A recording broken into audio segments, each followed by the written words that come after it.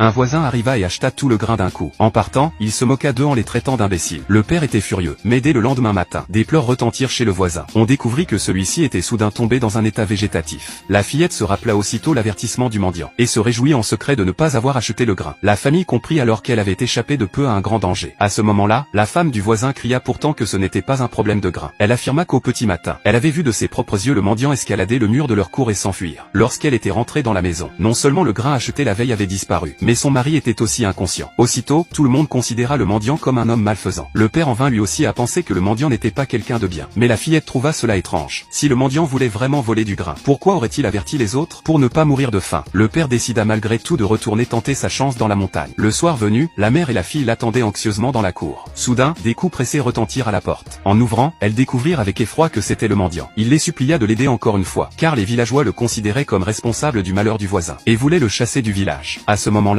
les habitants s'approchaient déjà. Le mendiant se mit à genoux et implora la fillette de l'aider. Elles le cachèrent de nouveau. Les villageois fouillèrent les lieux sans rien trouver, et finirent par repartir, mécontents. Ce n'est qu'alors que le mendiant révéla la vérité. Le vendeur de grain était en réalité un démon, qui volait l'énergie vitale des gens. Quiconque achetait son grain, même s'il n'en mangeait qu'une bouchée, se faisait dérober toute son énergie. Mais la fillette douta de l'identité du mendiant. Comment le sais-tu? Il expliqua alors qu'il était autrefois un sorcier chasseur de démons, mais que son artefact magique avait été détruit, ce qui l'avait réduit à cet état. Il ne pouvait désormais sauver les innocents qu'en les